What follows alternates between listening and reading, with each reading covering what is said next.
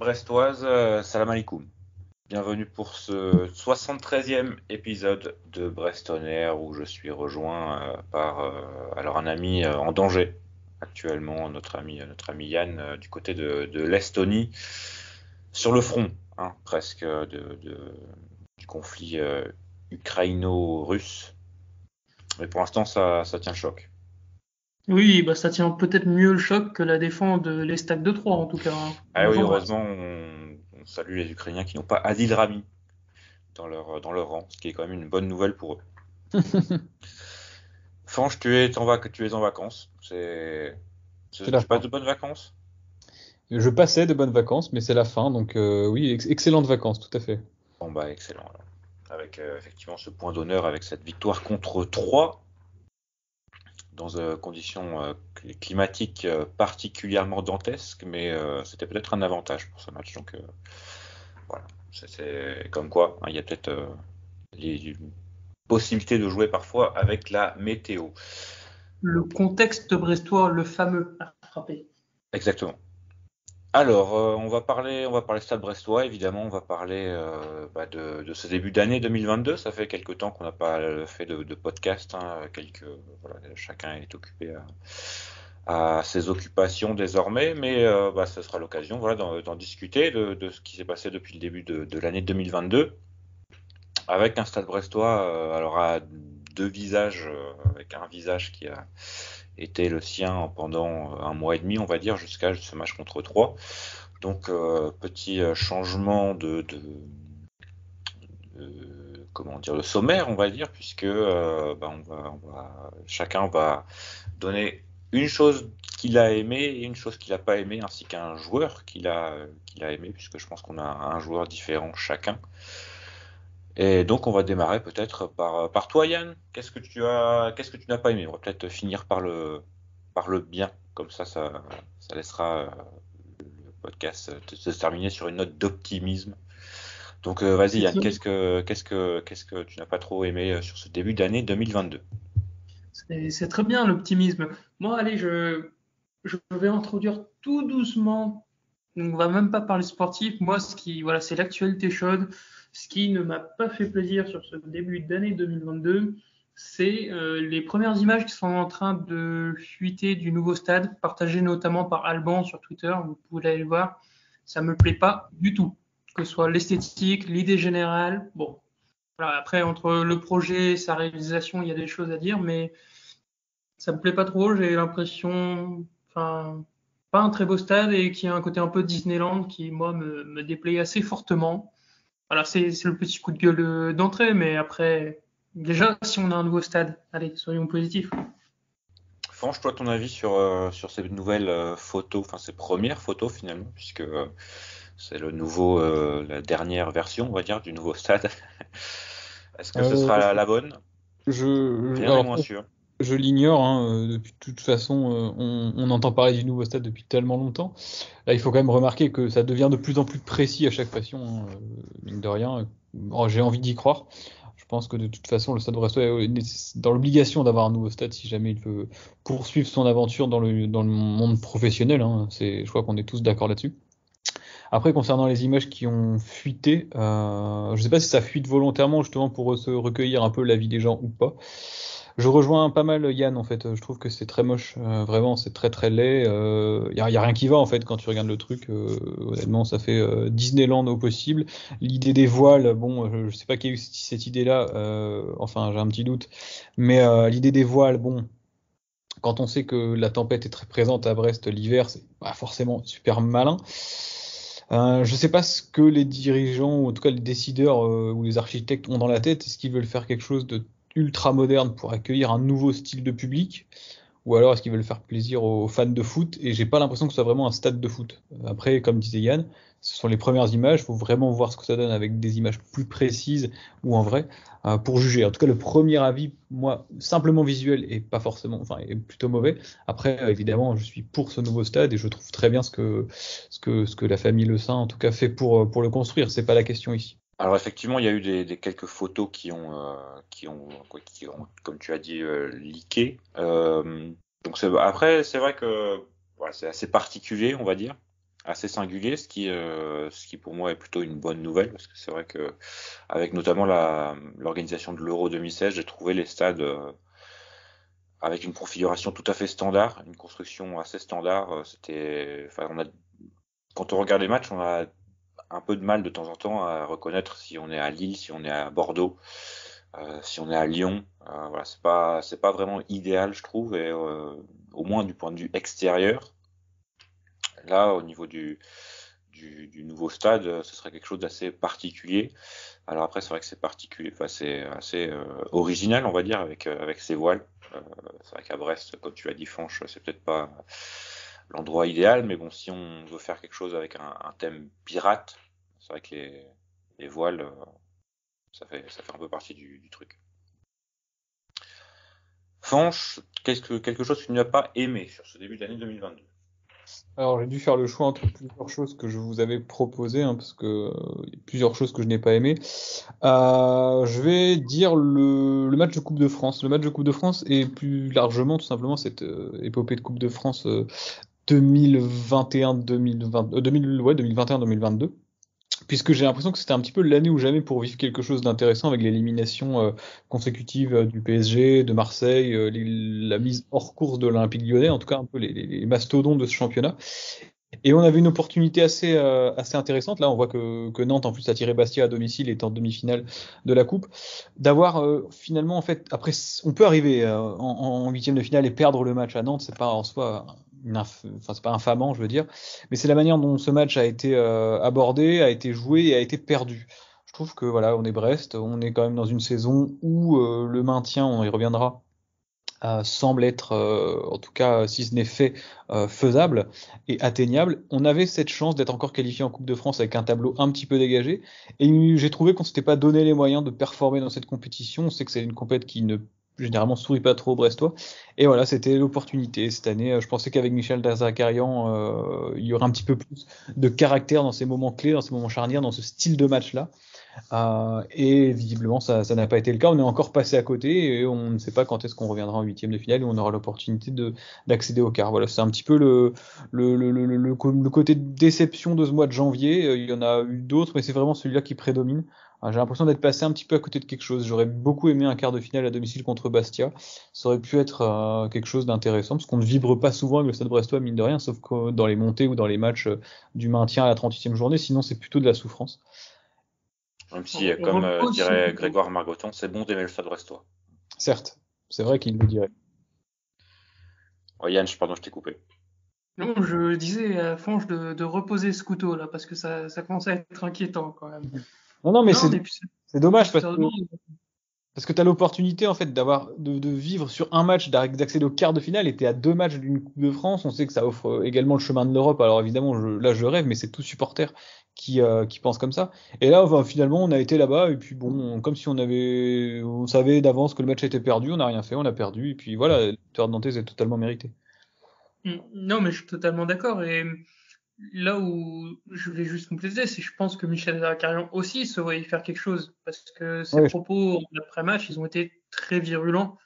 Donc sur le coup, je pense pas qu'on ait. Peut-être que les joueurs l'ont fait, mais au niveau du club, il n'y avait pas forcément l'intention de bazarder la coupe. Ça a été le cas, mais je pense pas que ce soit volontaire. Mais ça laisse presque encore plus de dégoût finalement, t'as raison.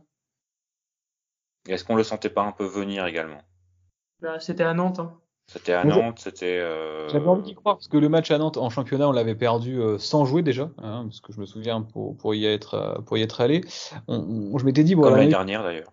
ouais, voilà, exactement, comme l'année dernière contre Nantes, on avait perdu 3-1, je crois aussi, avec le coup franc de Fèvre. Bref, on avait deux expériences négatives à la Beaujoire. Là, en plus avec une jauge, donc un public largement réduit, pas de joueurs particulièrement suspendus. On avait effectivement le départ de Romain Fèvre qui allait intervenir à ce moment-là. Enfin, en tout cas, on pouvait montrer autre chose. On pouvait montrer autre chose et on l'a pas fait. Et je pensais que l'expérience de la défaite du mois de septembre aurait pu nous servir pour voilà justement avoir ce sentiment de revanche un petit peu également du côté de Michel Derzakarian. On sait son histoire avec Nantes et particulièrement Kita. Voilà, c'était une vraie déception de janvier. Et il faut voir aussi le premier but, notamment avec ce long dégagement de Palois. C'est assez ridicule de prendre un but sur ce genre d'action, quoi. Ça part d'un corner offensif en plus. Puis une reprise de volée de 70-80 mètres de Palois, qui après le contrôle est beau, hein, mais bon, c'est vrai que c'est assez rageant de prendre un but, et finalement il y a même presque pas de déception tant le contenu a été très très en dessous de Ouais. ce qu'on pouvait attendre. Il y a même pas eu d'émotion, quoi. Voilà, Ce qui est dommage, parce qu'en plus, on est on part par la petite porte. dans une saison où on avait l'opportunité, en championnat, on avait un peu de marge, donc un petit peu de temps pour voir venir les choses. Et l'année prochaine, on ne sait pas ce que ça va donner. On sera dans une Ligue 1 si on se maintient, où il y aura 4 descentes, où évidemment l'objectif principal sera plus que jamais ce maintien, qui sera très difficile à obtenir. On avait là l'opportunité d'avoir une petite parenthèse, un petit bol d'air frais, et on s'est pas donné les moyens, et je pense qu'on le regrettera à terme de toute façon. Et moi, ça va un peu rejoindre ton point de vue, hein. C'est, on va dire, comment est-ce que je pourrais dire ça? C'est peut-être la méthode d'Air Zakarian. C'est vrai que Ou le scandale. on arrive en février. C'est vrai que alors certes, il a fait du bon boulot en début de saison pour remobiliser un groupe qui était quand même bien au fond du trou. Mais à partir de maintenant, je pense qu'on est en droit d'attendre un peu mieux, d'attendre un peu plus pas de résultats, mais d'évolution concrète, on va dire, parce que c'est vrai qu'on retrouve quand même beaucoup de mots de ce qu'on a pu voir les 2 dernières saisons avec un autre entraîneur. Et finalement, il y a toujours ces changements, et pourtant, ça critique pas mal, notamment la direction, ses supérieurs hiérarchiques, et je vois assez peu de remise en question dans les conférences de presse. Alors c'est vrai que je pense que ça colle un peu au bonhomme, et on savait à quoi s'attendre finalement avec Derzakarian, qui a quand même une grosse expérience et un passé qui nous permet de tirer des conclusions sur ce que on pouvait avoir à la tête du Stade Brestois. Mais à partir de maintenant, même si voilà, le maintien est quand même assez, je pense, désormais acquis. La Coupe de France, alors ça a été un 8e de finale, mais après une séance de tir au but contre Dinan-Léon, et une victoire contre des Bordelais qui étaient, alors qui nous oublient pas, hein, clairement. Ça, on se souviendra qu'ils disaient, les supporters, mais des Bordelais qui étaient avec une équipe très très rajeunie. Voilà, moi c'est un peu il y a du bon et du moins bon, mais je trouve ça pas encore très très convaincant.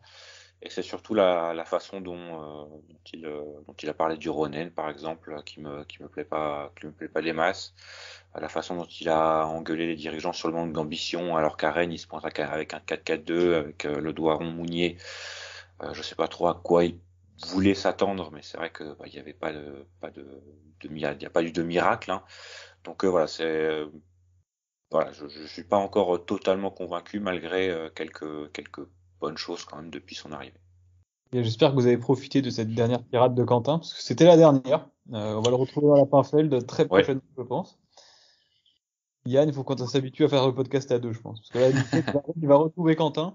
Ça va pas être long. je vais te défoncer, c'est tout. C'est tout. Non, Eh oui, un peu, c'est son anniversaire aujourd'hui, donc on peut quand même le saluer. 59 ans, Michel, le jour où on enregistre le Et un podcast. bon anniversaire. Moi, je rebondis sur ton avis, Quentin. Je pense qu'effectivement, il a fait du très bon boulot. Enfin, en tout cas, mon avis, c'est qu'il a fait du très bon boulot au début de saison pour remobiliser et redonner un peu confiance à ce groupe. Il a donné un peu les clés du camion, notamment à Fèvre et à Honora. Je trouve qu'Honora n'a jamais été aussi bon que cette saison, même si déjà l'année dernière, le travail de Dalloglio lui avait fait prendre confiance dans ses capacités, notamment le fait qu'il pouvait marquer des buts. Là, avec Derzakarian, bon, les progrès ont été longs à venir. Il y a eu cette série de 6 victoires qui a un petit peu tiré par les cheveux à certains égards, la victoire à Marseille notamment, qui moi me semble un peu hallucinante au regard de la première période et tout.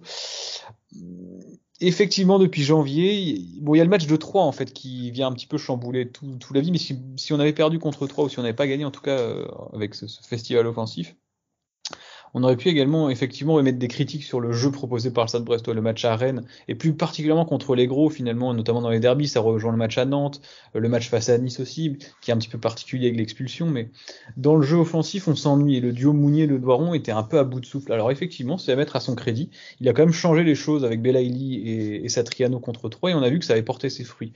Et tu disais, c'est toi Quentin qui en parlait sur Twitter, bizarrement quand on met des joueurs de foot, alors je pense que quand tu dis ça, c'est-à-dire des joueurs plus techniques, plus fins techniquement, je pense, plus manière avec de d'autres qualités que avec d'autres qualités ceux que qui ont. simplement la volonté, le jeu de tête, un peu le kick and rush, on peut proposer autre chose.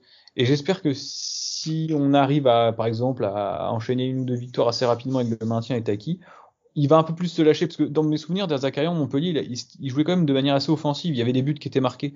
Donc je pense qu'il a envie de rassurer, d'atteindre ce maintien rapidement, alors peut-être qu'il le fait de manière un petit peu, enfin des choses de manière qu'on n'aime pas. Mais en tout cas, après, j'espère qu'il montrera autre chose. Je suis d'accord avec toi. Mais je vais lui laisser encore du crédit largement pour l'instant, parce que je trouve qu'il fait des choses plutôt bien, moi. Je n'appelle pas à sa démission quand même. Moi, de mon côté, je reste toujours d'Erzak FC parce que on a ce qu'on voulait avoir. Puis, je vous vois beaucoup parler du mois de janvier. Effectivement, c'était assez moche à voir, mais il faut regarder qui on a joué. On a regardé Nice, enfin, qui on a joué. On a joué Nice, Paris, on bat Lille. Bon, c'est peut-être un hold-up, mais on bat Lille. On va jouer un Rennes qui est capable du meilleur comme du pire, mais bon, surtout du meilleur. Mais comme le match contre Nantes, c'est pas vraiment le fait d'avoir perdu, c'est surtout la façon avec. Il n'y a pas eu de match en fait contre ces équipes. Qu'est-ce que tu aurais Contre aimé Rennes, je voir suis d'accord, il n'y a pas eu de match. Je suis d'accord, contre Rennes, il n'y a pas eu de match. à Rennes, Contre Paris, Quentin, qu'est-ce que tu aurais aimé voir à Rennes, par exemple, si tu avais été à la place de Derzakarian, qu'est-ce que tu aurais mis en place, sachant qu'on a vu que Mounier-Le Doiron, notamment, t'en a parlé devant, à l'extérieur, c'était pas forcément toujours le meilleur choix. Qu'est-ce que tu aurais préféré voir Alors déjà, je sais pas s'il y a une recette qui nous aurait fait gagner contre Rennes, hein. C'est quand même le Stade Rennais qui a quand même un gros effectif. Mais à partir du moment où tu sais qu'ils vont quand même avoir le ballon, va les chercher un peu plus haut, quoi. Va les chercher un peu plus haut, c'est ce qu'on a fait un peu plus en deuxième période. Alors Rennes menait, hein, évidemment, donc c'est un peu différent. Le match change, mais va les chercher un peu plus haut, met des joueurs un peu plus mobiles.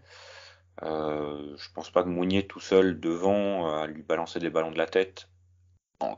Il en gagne pas mal, mais il en gagne pas mal, mais il y a personne au second ballon après. Pour moi, voilà, il fallait les chercher un peu plus haut, resserrer les lignes, faire monter la défense et essayer de jouer les contres aussi, parce que là, on récupérait le ballon je sais pas, 20 mètres de notre but quand on le récupérait, quand le Stade Rennais osait nous la rendre, pour paraphraser Pascal Duprat. C'était assez décevant, quoi. Mais après, voilà, comme je le dis, je sais pas il y avait une recette miracle et que il y a peut-être un match sur 100 qu'on gagne contre le Stade Rennais, quoi. C'est pas quelque chose de différent parce que notamment les matchs précédents avaient montré que soit le Doiron Mounier était en bout de course, soit ça ne marchait pas, quoi.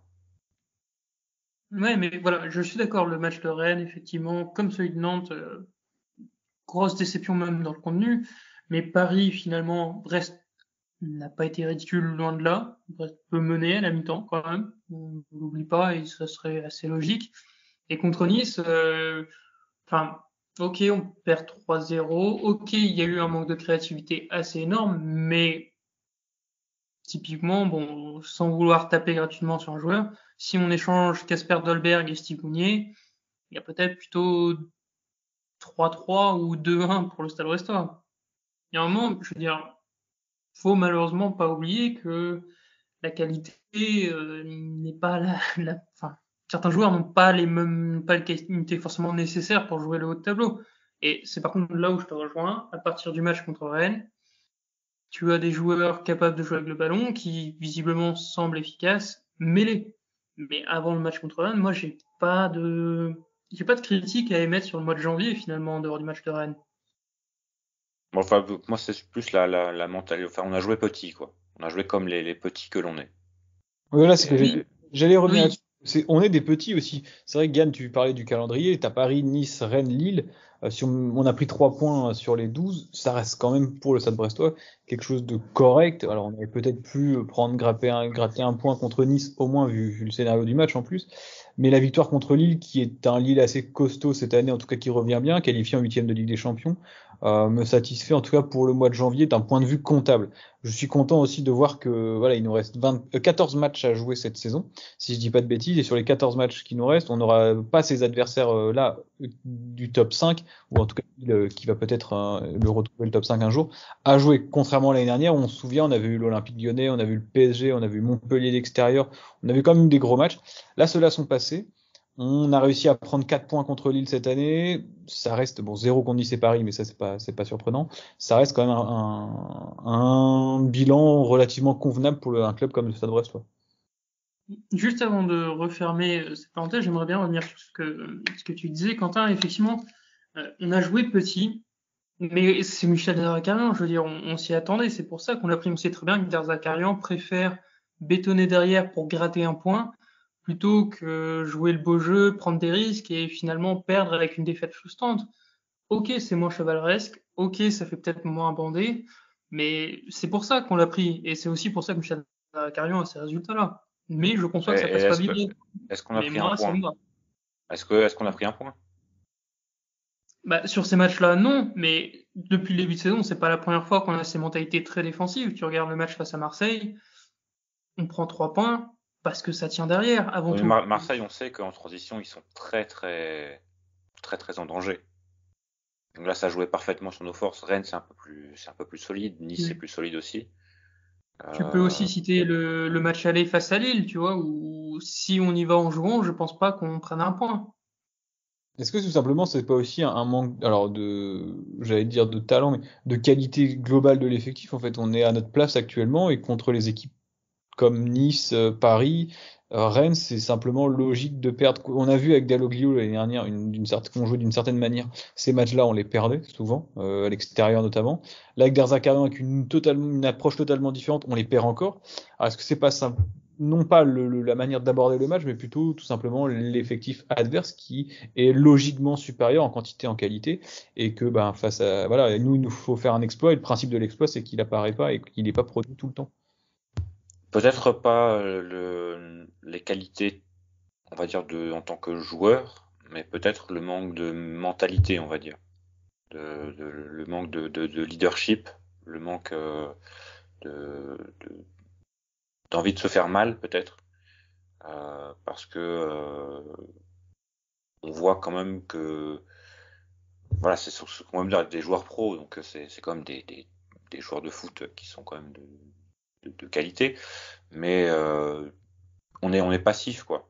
On est passif et contre Rennes, c'est surtout ça le souci, c'est qu'on a attendu que ça se fasse et on sentait petit à petit le but rennais arriver et on avait l'impression qu'il n'y avait rien qui était fait pour endiguer cette progression rennaise quoi. Donc c'est peut-être moi je pense qu'il y a peut-être un manque de leadership et de quelqu'un qui secoue, mais alors enfin, on aime beaucoup Brendan Chardonnay, peut-être, évidemment, hein, mais quelqu'un qui a un peu plus d'expérience, peut-être un peu plus d'aura que quelqu'un que les joueurs écoutent plus et qui met des taquets, quoi.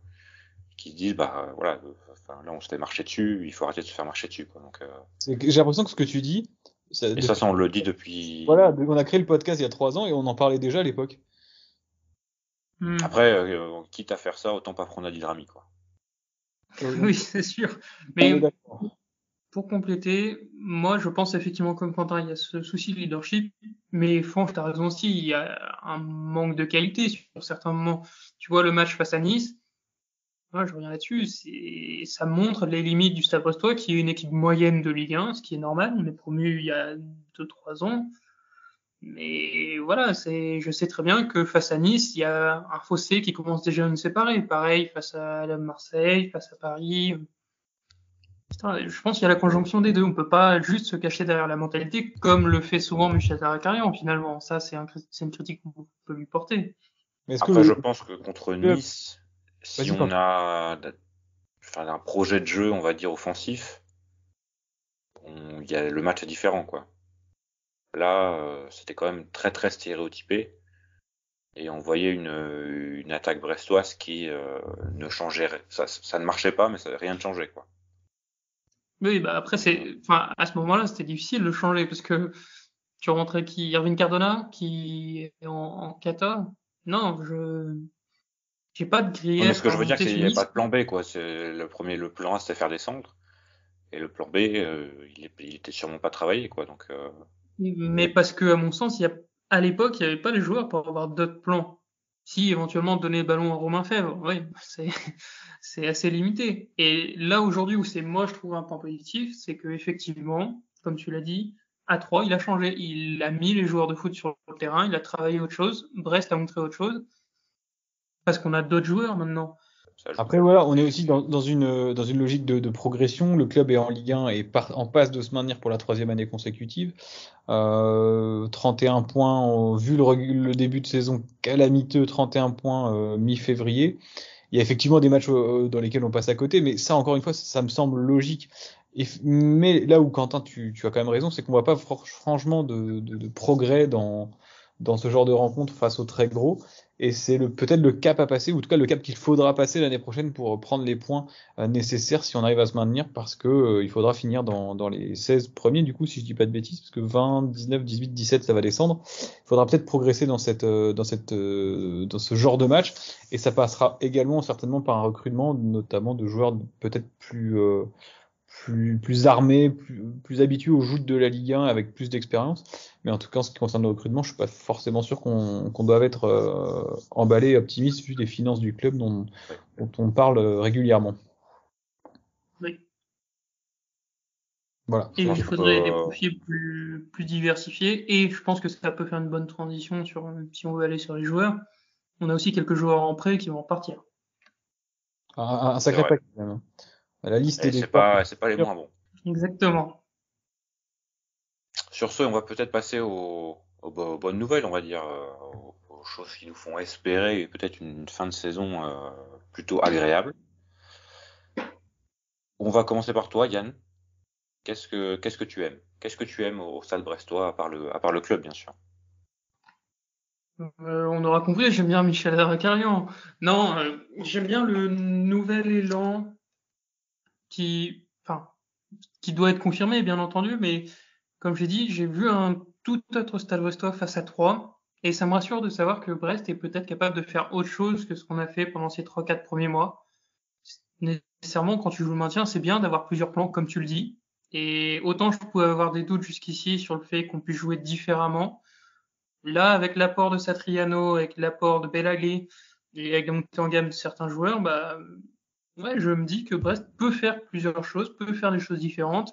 En fin de saison, peut peut-être faire des choses plus agréables. Mais voilà, c'est satisfaisant de voir que, on revient là-dessus, il y a une forme de progression. C'est pas la même chose toutes les semaines.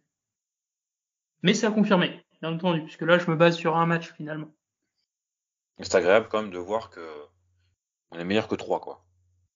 Oui, On est largement. meilleur qu'un concurrent direct, et que donc on peut légitimement espérer que qu'il y ait 3 moins bonnes équipes que Brest en fin de saison.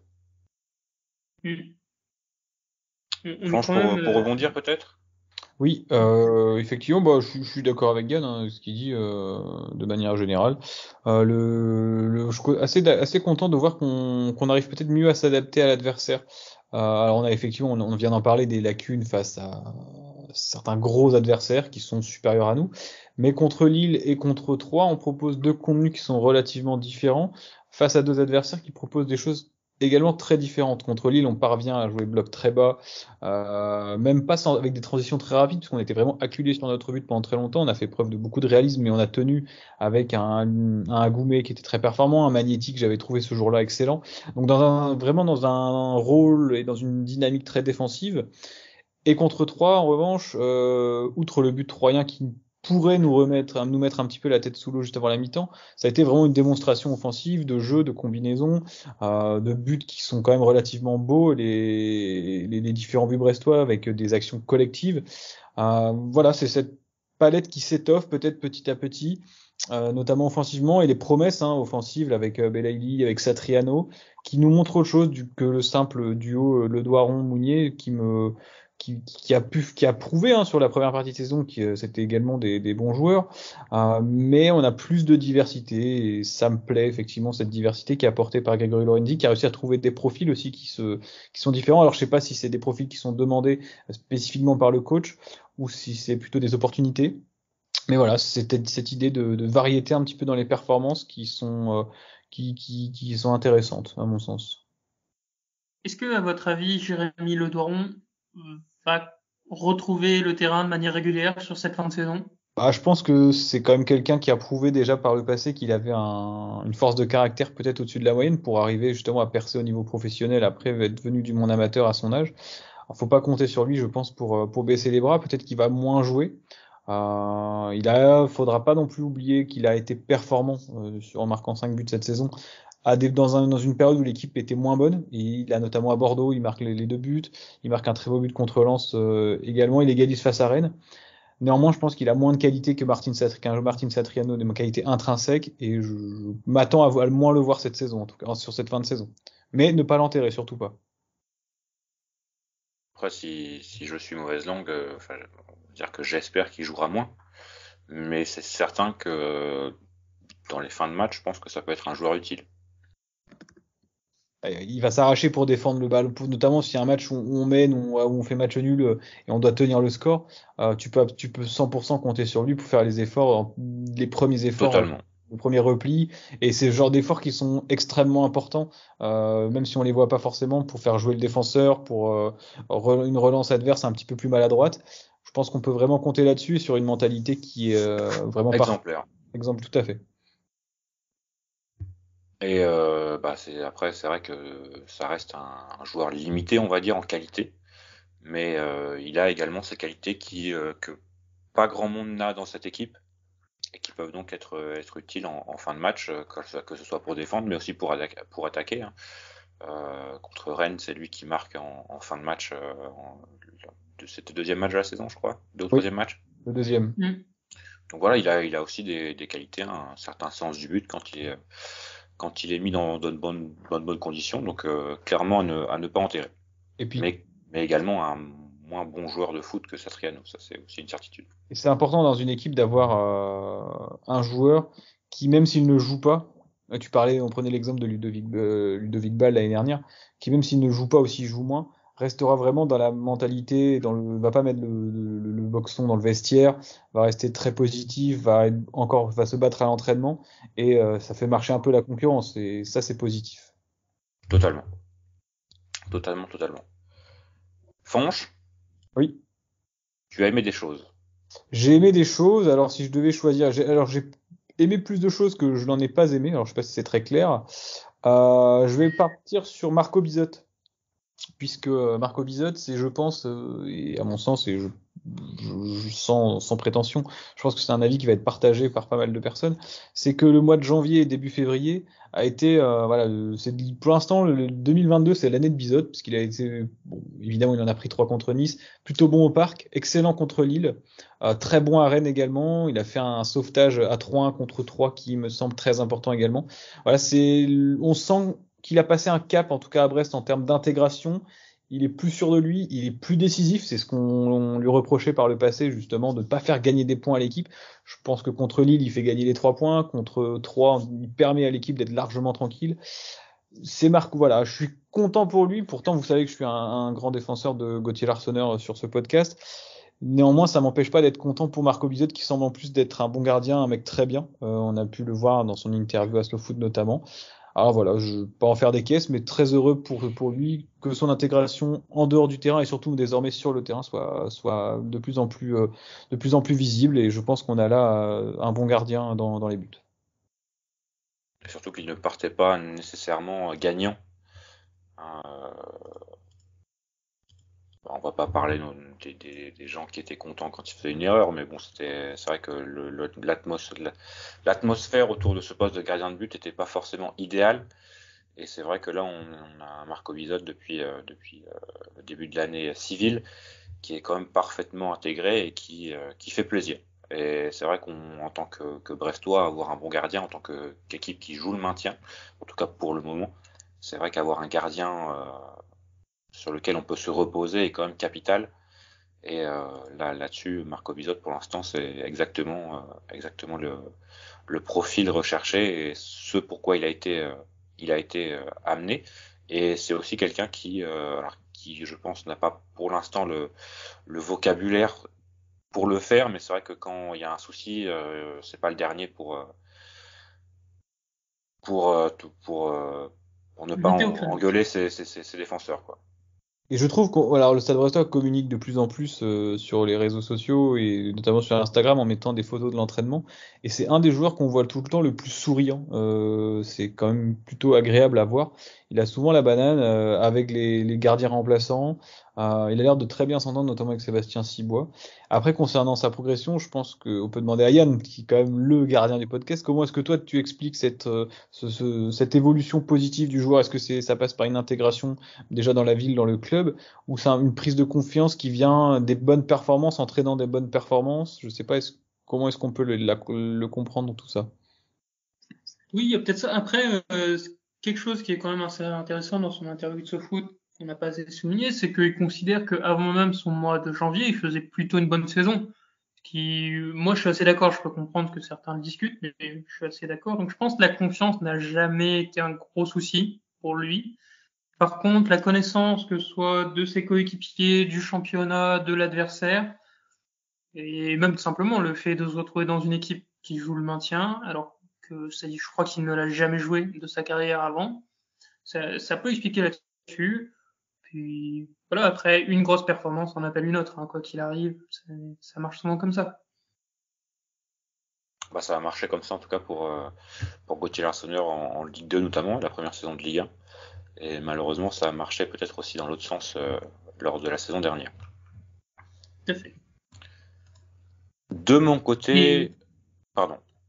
justement, j'allais te demander de ton côté, quel était ton point positif.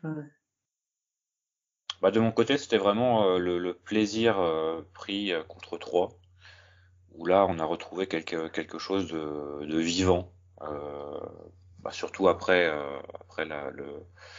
le dernier mois et demi, on va dire, qui était quand même assez soporifique niveau, euh, niveau émotion, on va dire. Mais là, c'est vrai que contre 3, c'était vraiment un match idéal et un match qui va peut-être aussi donner beaucoup de confiance aux joueurs, que ce soit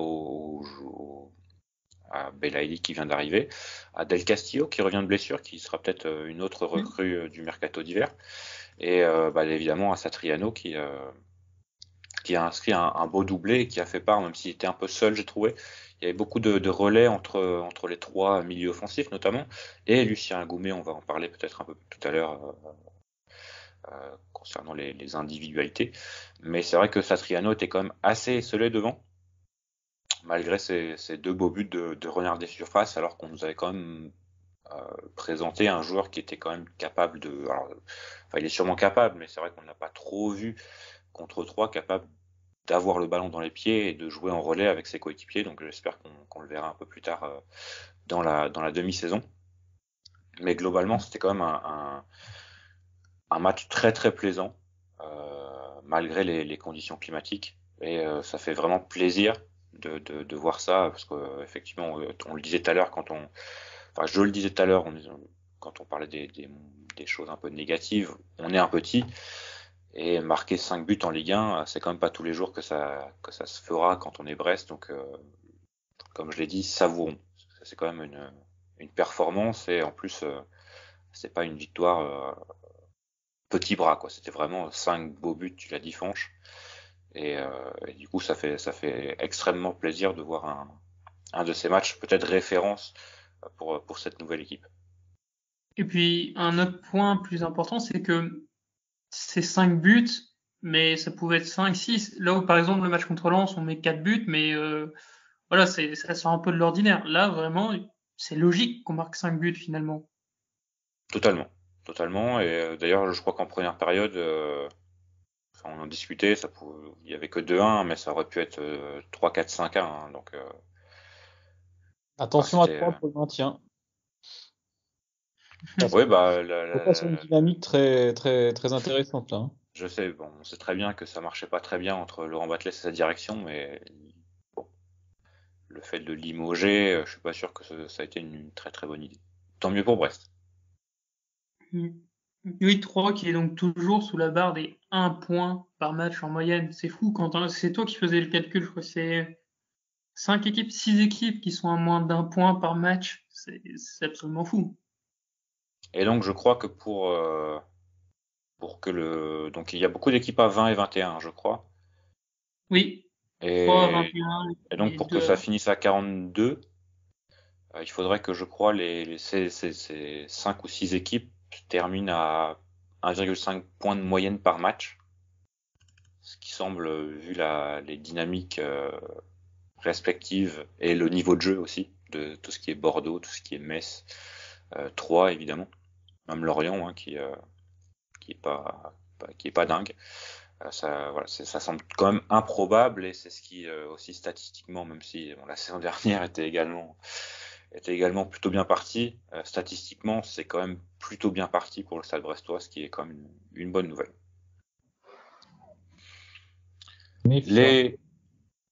Pardon? Méfiance. Oui, bien sûr. Mais tu as raison, c'est plutôt bien parti. Évidemment, je comptais sur toi pour ramener un peu le podcast à la raison. Les individualités, un joueur que vous avez aimé, alors je crois que Liane, pour toi, ce sera le nouveau patron du milieu de terrain. Oui, Lucien Goumet, exceptionnel, vraiment. Et pourtant, au début, j'étais déçu, peut-être parce que j'avais de grandes attentes, mais visiblement, plus il joue, meilleur il est.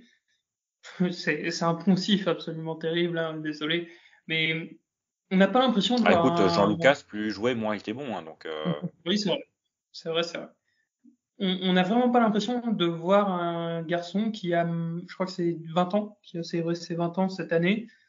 Je trouve qu'il apporte une diversité absolument incroyable dans son jeu. Il arrive à s'adapter à énormément de situations, que ce soit face à des milieux plus techniques, plus physiques. Il est présent. Il y a une intelligence de jeu qui est assez folle finalement. Et puis, bah, surtout, là où j'avais des doutes au début, c'était peut-être sur son implication, sur sa capacité à répéter les efforts. Là, vraiment, il commence à les faire. Et on voit la différence contre 3. Si vous mettez une caméra isolée sur lui pendant tout le match, c'est un régal. Parce que en plus de ça, mais ça, on n'en a jamais douté, par contre, même au début, techniquement, il est quand même au-dessus du lot, en tout cas pour les autres milieux brestois. c'est vraiment l'exemple parfait d'un prêt qui est gagnant-gagnant pour tout le monde, Oui, pour le joueur, pour les deux totalement. clubs. Ouais, ça fait vraiment plaisir que ça marche et outre le fait qu'il est totalement engagé sur le terrain. Si on écoute la conférence de presse de Satriano, je pense qu'il a aussi fait pas mal pour que Satriano arrive à Brest, alors que il y avait d'autres clubs, notamment italiens, qui étaient sur le cas de l'Uruguayen. Donc ça montre aussi que il se plaît à Brest, quoi. Il est pas juste là pour faire une saison. Et alors, il le fera sûrement, hein, parce qu'il est prêté et que maintenant il a, je pense, dépassé le niveau du Stade Brestois. Mais il est parfaitement impliqué dans cette saison et parfaitement impliqué avec le Stade Brestois, ce qui est quand même pour un joueur prêté. Je sais pas si c'est rare, mais en tout cas à Brest c'est pas régulier, quoi. Donc les prêts ont souvent été un peu cas un cas. Donc là c'est quand même une très très bonne nouvelle et je te rejoins sur la montée en puissance de Lucien Agoumet qui est de plus en plus impressionnant. Et qui n'a pas peur de prendre ses responsabilités, finalement aussi. Et je trouve qu'il dégage aussi je sais pas si c'est un calme, mais une sorte de charisme sur le terrain qui donne envie de le suivre, quoi. Je sais pas, Écoute-moi, il est Lucien, élégant à écoute-moi. avoir joué, il en impose quoi sur le terrain et c'est quand même un beau joueur de foot. Franchement, tu es sûrement d'accord avec nous. Tout à fait, rien à Tout à fait. rajouter. Je suis Voilà. tout à fait d'accord sur la progression de Lucien Agoumet qui est très intéressante et c'est dommage que ce soit un joueur en prêt.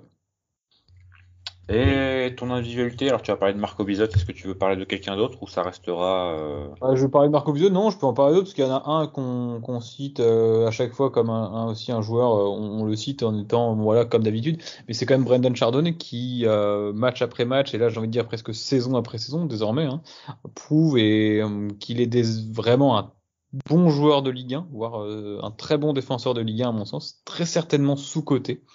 On a toujours dit qu'il savait jouer avec ses qualités, mais en fait ses qualités elles sont vraiment assez importantes. Et je suis très content pour lui. Il est désormais capitaine d'une équipe de Ligue 1 sur enfin, comment dirais-je?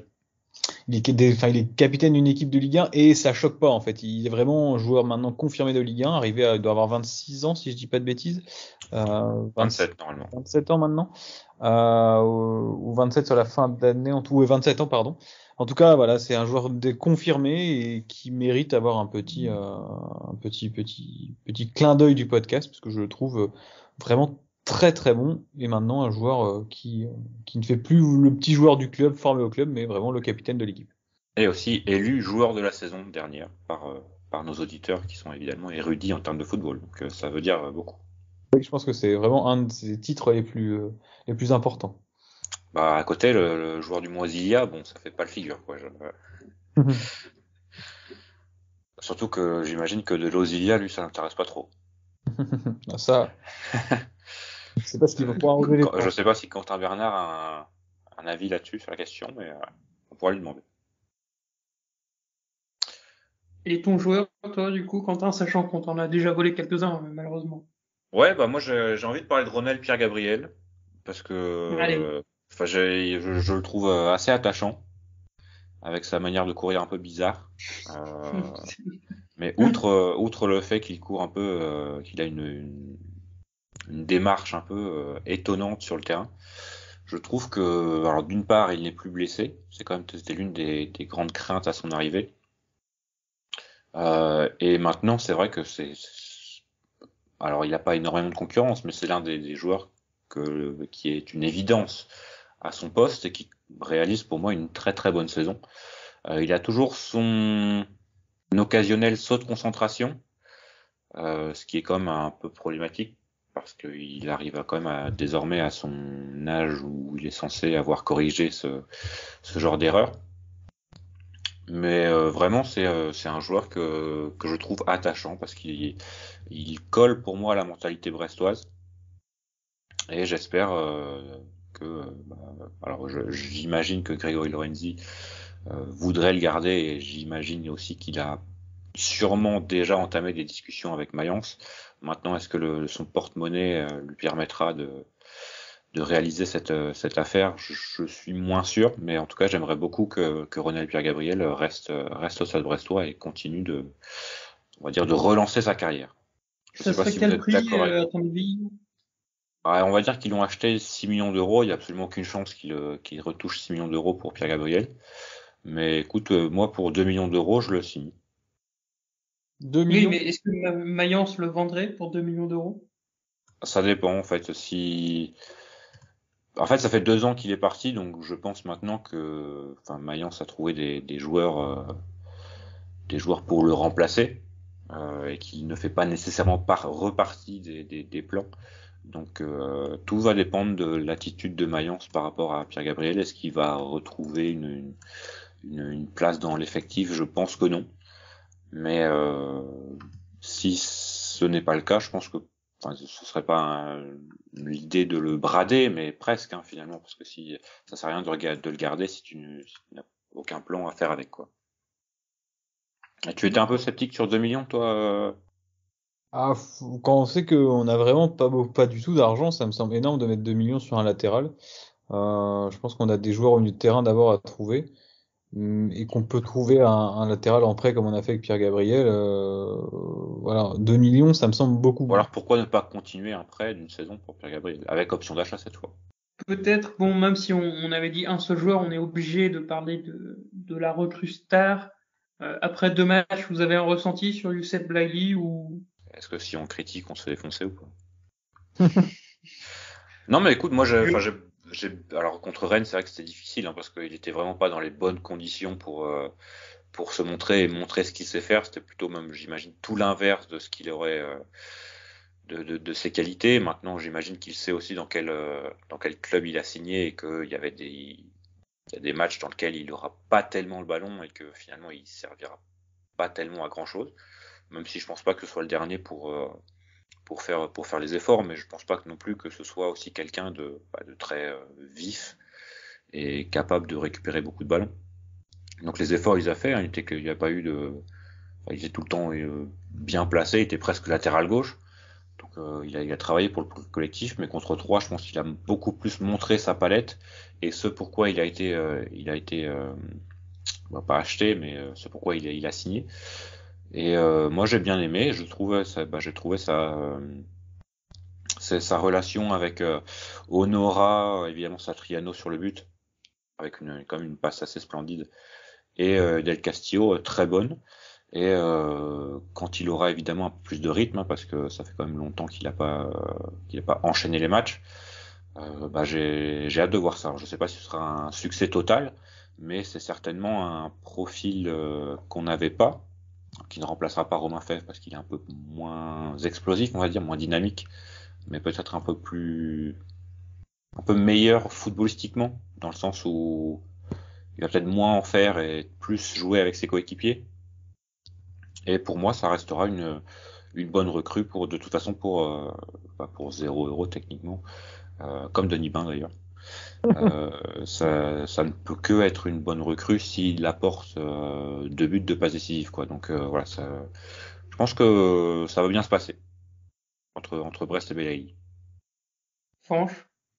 Oui, alors déjà revenir peut-être un peu sur le. Moi j'étais très surpris de son arrivée, je connaissais ce joueur de nom depuis la CAN 2019 que j'avais suivi, mais vraiment de loin. J'ai plus suivi cette édition 2021 que la 2022 pardon, que la 2019.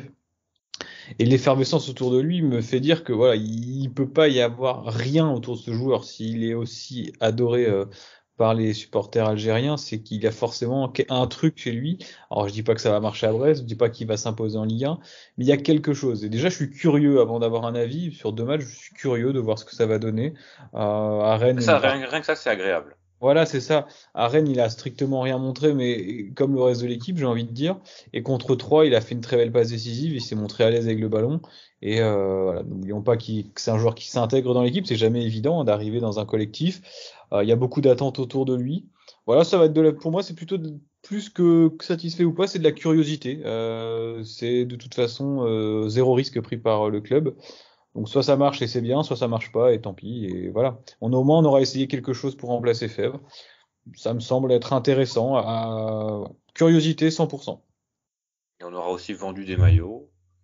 On aura explosé les comptes, les comptes sur les réseaux sociaux. Tout à fait, C'était bienvenue quand même, d'ailleurs. on va peut-être revenir 2 secondes là-dessus, parce que même le space que vous avez fait, c'était quand même quelque chose de. Ah oui, oui, non, mais pour donner quelques. Enfin, je pense qu'il y a que un joueur, parce que évidemment, il faut voir la mentalité algérienne. Il y a que un joueur dans le monde avec qui ce serait passé, même si tu prends Messi. Alors oui, des joueurs des gens, pardon, qui aiment Messi, mais je sais pas s'ils aiment Messi à ce point. Parce que là, c'est quand même, c'est quand même assez extrême. Ah, De pour, là à pour donner demander s'il va jouer avec les U18 encore éléments, Bardella, il y a que quelques éléments sur Belaïli et sur les chiffres, notamment le space qu'on avait fait avec Yann le soir on avait eu le nez creux d'ailleurs de ce soir-là de se connecter, Yann. On était à peu près à 600 personnes en direct en même temps connectées, ce qui est un record évidemment pour nous. Et puis ensuite, on a partagé le space sur YouTube. En général, nos vidéos YouTube, elles sont bon ça dépend. Comme on est sur toutes les plateformes, ça divise un petit peu le taux d'écoute, mais on est aux alentours de entre je sais pas 200 et 500, 600 vues pour les podcasts classiques. Et quand c'est des podcasts qui sont un petit peu plus attendus, le Parlement de Martin Satriano par exemple, Lucien Agoum, etc., on arrive vers les 700, 1000 même pour Satriano. Et là, simplement sur Belaïli, on est sur plus de presque 9000 vues, avec 282 likes contre en général une trentaine, et plus de 36 commentaires sur YouTube. D'accord? Donc voilà, et pareil sur Twitter, on était à 2900 abonnés avant le soir de la signature de Belaïli. Et là, je regarde, on est à 4746. Donc bon, c'est près pas du double, mais en tout cas, la communauté algérienne a décidé de suivre le Stade brestois. Alors c'était très rigolo sur le coup. Ça peut être aussi fatigant, certains s'en plaignent, et, notamment sur les commentaires des publications du stade, sur les commentaires des publications des U19 notamment, où il y a que des choses genre où est Belaïli, où est Belaïli. Bon, ça va certainement se tasser hein, après. Enfin, ou alors si se tasse pas, c'est qu'il est en train de tout casser avec le Stade brestois, et peut-être qu'on attend ça également. Mais effectivement, la folie Belaïli, c'était assez amusant, et ça attise encore plus cette curiosité dont je parlais tout à l'heure. Je rappelle juste pour contexte que Franck, tu t'es fait engueuler pour avoir osé demander si Belaïli arriverait à remplacer Romain Fèvre. Hein. Ah ouais, le mec, il m'a complètement allumé, quoi. Je me demandais s'il avait, mais il m'a démoli en disant que Fèvre, mais c'était un no-name, que Belaïli. Il y a eu un gars qui a quand même dit, bon, il était hyper sérieux, le type. Il était vraiment bien, il parlait bien, il avait des arguments, et à un moment donné, il a commencé à nous faire, mais toute proportion gardée, c'est Ronaldinho. Il a dit quoi? Ronaldinho au PSG, c'est ça, non? Il a dit, Ronaldinho. c'est Ronaldinho, toute proportion gardée, vous avez recruté Ronaldinho. Mais c'est du délire. Après, c'est amusant, il faut savoir prendre du recul. Et puis pour l'instant, Ronaldinho, il a quand même un peu plus prouvé que Belaïli. Quand il Peut-être mettra pour, un but, quand il partira de la ligne médiane du Roudourou, là peut-être que ce sera Ronaldinho. Et on attend que ça finalement. peut-être pour rajouter juste un point sur la curiosité, un élément qui m'a rajouté énormément de curiosité, c'est l'attitude de Ter Zakarian. Parce qu'on ne peut pas soupçonner Ter Zakarian de faire des commentaires pour les réseaux sociaux. Et j'ai l'impression qu'en même pas de 2 semaines, il est presque tombé amoureux de Blagly. Donc le mec à l'entraînement, ça doit être un cador qui doit éclater tout le monde. Donc ça ajoute vraiment de la curiosité. Je m'attendais pas à ce que Derzak publiquement dise autant de bien de Belali. C'est vrai que c'est pas ironien quoi. Peut-être juste un petit mot rapidement sur Franco Nora, qui est quand même. Alors moi j'ai quelques réserves sur Franco Nora, mais le fait est que c'est l'un des joueurs, en tout cas le joueur offensif le plus régulier cette saison et la saison dernière aussi peut-être. Donc voilà, il mérite quand même d'être cité parmi les bons voire très bons joueurs de cette saison, de ce cru 2020, 2021, 2022 au Stade Brestois. Donc voilà, bravo à Franco Nora qui performe et qui a, je pense, peut-être réalisé son meilleur match contre 3 avec le Stade Brestois. Sur ce, je crois qu'on a fait le tour. Juste peut-être quelque chose à dire. Quelqu'un a quelque chose à dire peut-être. Un petit mot peut-être pour les U19 qui Ouais, jouent c'est ce que j'allais dire si vous avez rien à dire. en huitième de finale Exactement. contre Caen. C'est mine de rien assez récurrent de la part des U19 du Stade Brestois de se retrouver à cette stade de la compétition. Alors je suis ça certainement de plus loin que toi, Quentin, mais ils ont quand même de bonnes chances enfin de bonnes chances. Ils partent pas du tout vaincus en tout cas face au Canet. Ils font une bonne saison en championnat. Le match est à Leblé. Alors ce qui est un peu dommage, c'est que ce soit en même temps que le match de Reims, donc ça va certainement refroidir un peu certaines personnes qui voudraient s'y rendre. Voilà, peut-être juste un petit clin d'œil à cette équipe de U19 qui représente fièrement la formation brestoise, qui malheureusement, à mon sens, ne produit pas suffisamment de très bons joueurs comme Brendan Chardonnay. La passerelle U19 Stade Brestois, malgré les bons U19, est assez difficile enfin, pas le terme passerelle, mais en tout cas, le passage des U19 à l'équipe professionnelle a l'air difficile à se faire. Ouais, et puis voilà, c'est une équipe qui mérite d'être vue, on va dire. Donc n'hésitez pas à aller, si vous avez l'occasion, c'est gratuit pour les abonnés et c'est 5 € pour les autres. Et comme tu l'as dit, Fanch, il y a quand même de bonnes chances que ça passe. Alors je sais pas non plus gagner, hein, mais il y a de bonnes chances que le Stade Brestois passe en quart de finale. Et n'hésitez pas parce que c'est aussi l'occasion de voir Simon Lebras jouer pour la première fois à Francis Leblay. Et ça, on espère vraiment, vraiment, vraiment que ce ne sera pas la dernière fois. Parce que voilà, c'est quand même un joueur comme rarement on en a eu à Brest. Donc voilà. En On plus, ressortira cette archive dans 10 ans. Je écoute, compte. toi tu ne seras Je plus là pense puisque qu'on. la commando russe t'aura évidemment assassiné lâchement. Mais C'est nous, on c'est sera là et vrai. on ressortira les bandes et on repensera à toi, bien sûr. Oui, on sera là, Mais le mec déjà qui a commencé le podcast avec nous, tu sais, qui est mort au front en rugby. mais je dis ça pas pour moquer, je dis ça parce que je pense comme toi, Quentin. Hein, je sais pas si. Et on pourrait être là en mode, on vous avait prévenu, tu vois. Bah oui, oui. Et en plus c'est un Guy Pavasien comme toi, donc voilà, c'est Mm. les atomes crochus sont présents entre Yann et. Il y a juste le niveau footballistique qui change un peu, mais sinon à part ça, vous avez beaucoup de points communs. Messieurs, c'est un 73e épisode qui a été rondement mené et qui va s'arrêter là pour cette heure de Stade Brestois. On va vous souhaiter une bonne fin de semaine, un bon week-end et un bon match, que ce soit à Francis Leblay pour les U19 pour les U18, pardon, puisque c'est avec la Gambardella, c'est désormais les U18.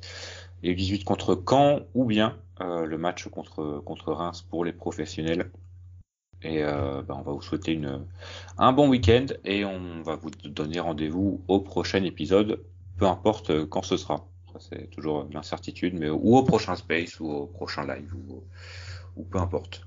Messieurs, à la prochaine. Et merci d'avoir participé à ce 73e épisode de Brest On Air. Salut. Et allez Brest. Allons sur le quai Guédon, devant le petit pont, chanter la chanson. Le branle-bas de la croisière et dans la planche baleinière. Jean-Boué, notre brigadier, son bol caplé, un peu sur le côté, me rappelle mon bâtiment, c'était le bon temps, celui de mes 20 ans.